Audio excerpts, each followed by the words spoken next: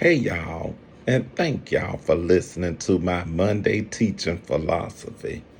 Today, we're going to kind of talk about accessing creativity and what it's like to help your students be more creative and what it's like to put creativity over the almost like the process over the product. And so before we begin, I do want to say happy Mother's Day to those who are mothers. And,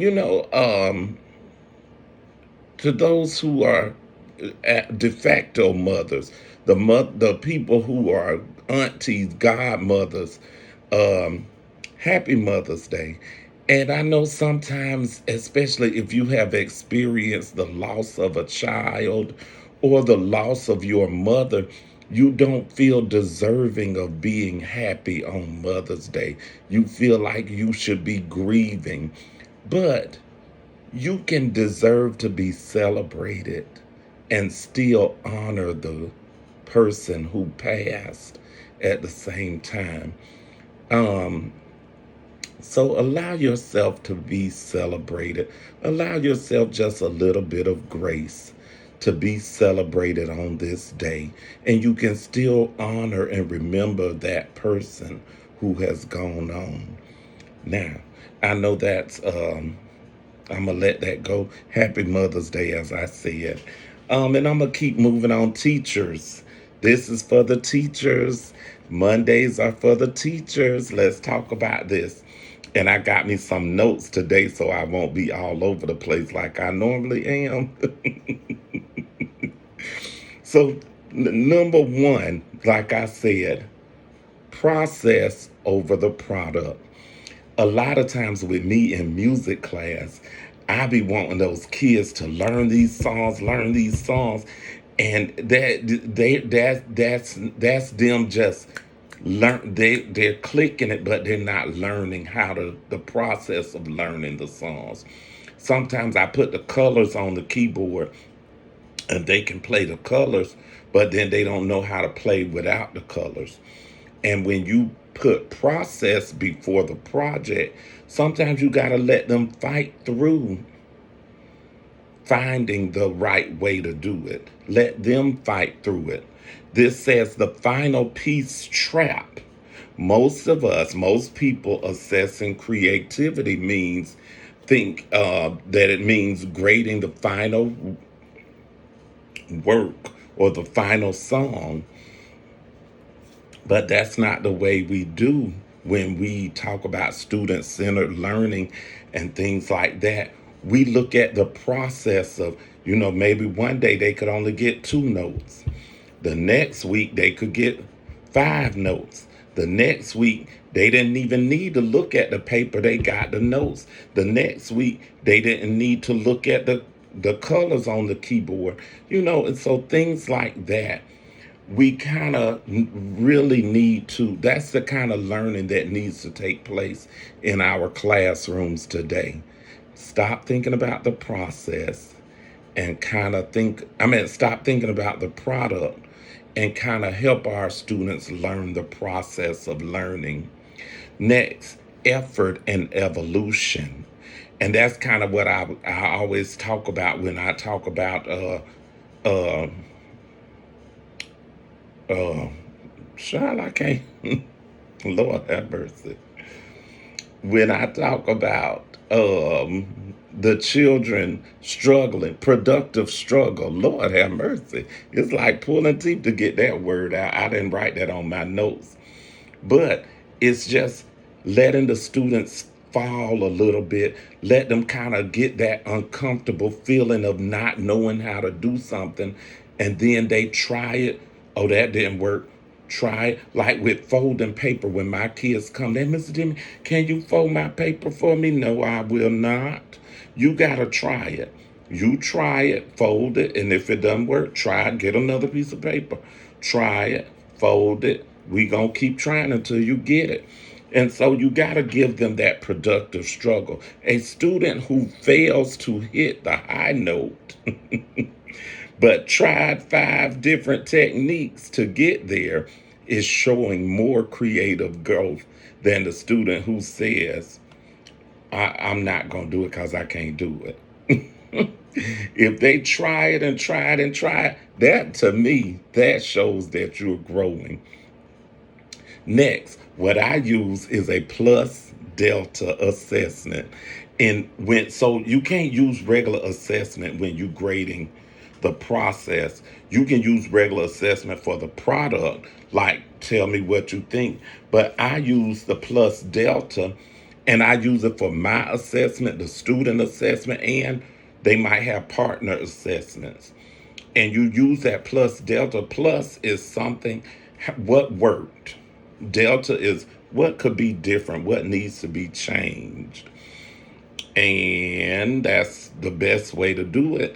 When you grade, like when I had a student who played two notes the first day, okay, let's do a plus delta. What worked? Oh, well, I got two notes and I found it on the. Well, what need to be changed? I need to look at the paper and follow the notes on the paper. Okay. So those are the things we need. We are assessing like that. You know, assessing creativity is really about teaching the students to think on their own. Remember, I said teach the students to learn. That's what you got to teach students, how to learn. You might not teach them everything they need to know, but you have to teach students how to learn, teach them how to use the resources of learning. Like I tell my students sometimes, go to Google, ask Google. Do you think that's a reputable source? Ask, go to Chat GPT, do this, go to Canva, check this out, try that out, read this book, go watch that video. What do you think? Teach children how to learn, and that will help the process. But doing that self-assessment, and not just self-assessment, partner assessment, teacher assessment, but they will begin assessing themselves, and that's really what you want. Slow down, Kyrie. I feel like I'm preaching. Slow down. Anyway, also, I remember what notes I wrote, but man, it's hot in my house. My air went out. Y'all pray for me. The repairmen are on the way, but it's hot, and it's like 80 degrees outside. Anyway, another thing I want to talk about is using a rubric. And I think sometimes people use the rubric wrong. Like with my rubric, I put on there exactly what the student should be doing. If the rubric is for piano, you should be playing with one hand. All fingers are being used. That's, that's the best optimum. Second, if you miss playing with one hand, most fingers, you missing two or three fingers. You only using three fingers. Okay.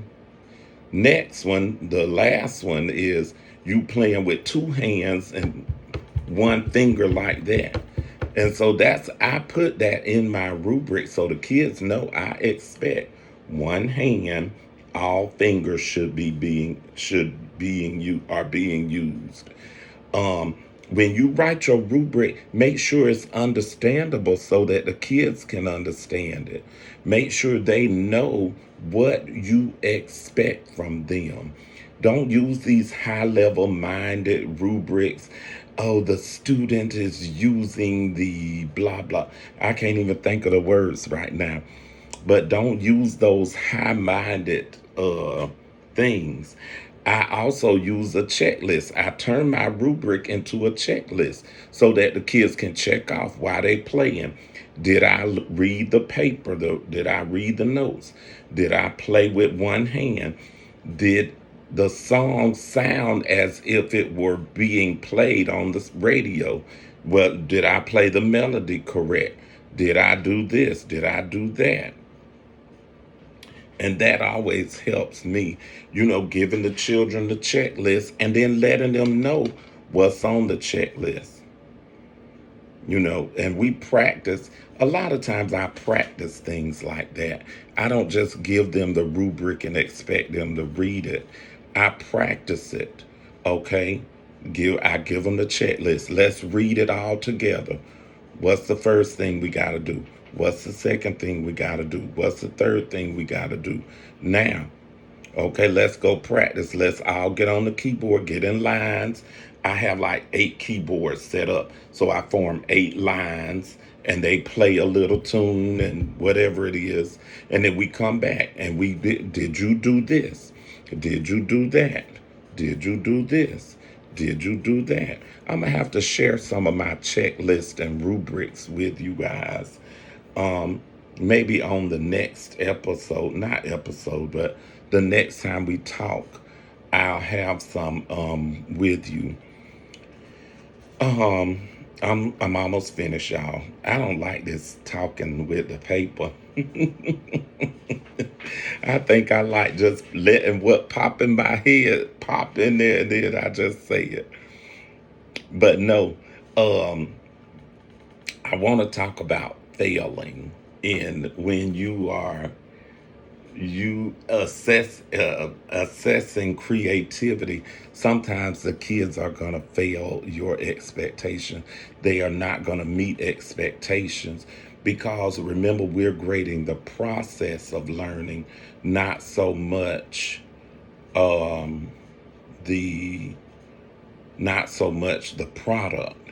So a lot of times I have students who don't know the whole song, but they've gotten better and they can pull another song and play it and they learn how to learn the song or they learn how to do the piece of art. And so that kind of helps them when they fail or at the end of the class. Sometimes I call people up, hey, play such and such for me, and they play it and they say, did I do good? No, you didn't. And sometimes the kids will say, no, that didn't sound right, that doesn't sound like the song, or that you didn't use your all fingers, you started and stopped. The kids will do it too. And so I try to make it a point to be honest with my students. I don't want them to leave my room and be like, oh, I did good. That's how. When I watch American Idol and I see those people come on there and they be like, I know I can sing. I know I can sing. And then Simon have to be like, the worst sound ever. That's because somebody music teacher told them a lie and they believed it. And now they done got up there in front of everybody and embarrassed themselves. Not Mr. Denby. I'm going to tell you the truth. If you sound a hot mess, I'm going to tell you, baby, that sound a hot mess. Because I used to be that teacher. I used to say, oh, look at that. They said, look, Mr. Denby, ding, ding, ding, ding. And I just thought, oh, that's good. And then I had to stop myself. I say, these students gonna be like them American Idol people. Let me stop that. So I had to stop it. I'm honest with the children, and I tell them, if you cried, that's because you really want it to be good. And if you really want it to be good, take the time to actually practice it the correct way and do the checklist and learn how to do it. So when they cry, oh, I thought I did good. Well, you didn't, baby, but you can do better. So that's another thing. I should have wrote that on there, being honest with the students. And it's okay to fail. It's okay for them not to meet the expectation. But as long as they are learning the process, if you can see process being learned, they got a good grade. All right, last thing. Okay, this is another thing. I don't know how to say it. I just put moving beyond I like it. Because, a lot of times, that's what we say. I like it. That's nice. No, and as we gotta move beyond that. That's really not a professional critique. If let's say you did a piece of art and you took it to the museum of whatever and you asked them to give you a critique and the person say, "Oh, I like it," you will be hurt. So when you are critiquing your students, give them some real feedback that they can use. I like it is not a professional critique. I like it should not leave your mouth. You can say I like it, but da, da, da, da, da, da.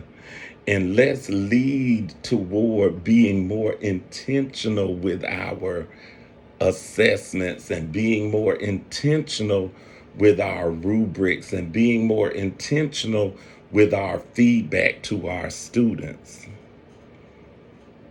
Then, you know, even when the students are assessing, make them use more than I like it. Well, what do you like about it? Why do you like it? Sometimes I do that. When they say, I make them say thumbs up, is it good? Thumbs up, they messed up a little bit. Thumbs down, they really need help.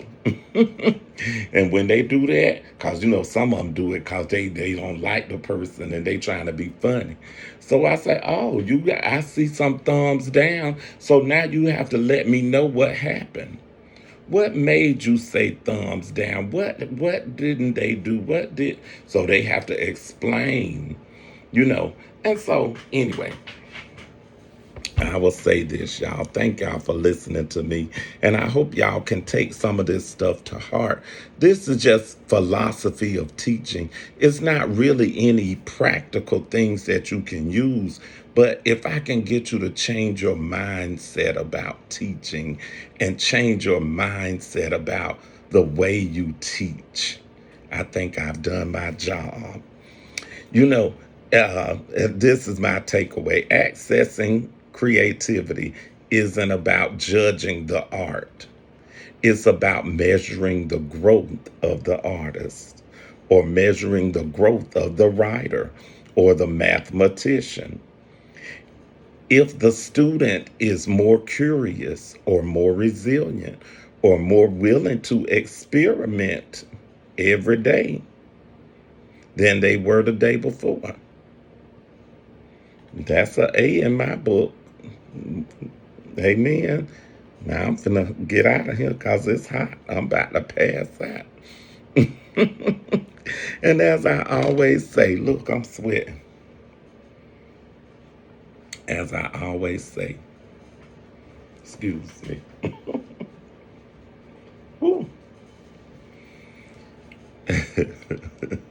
Where the spirit of learning is, there is always liberty. I love y'all.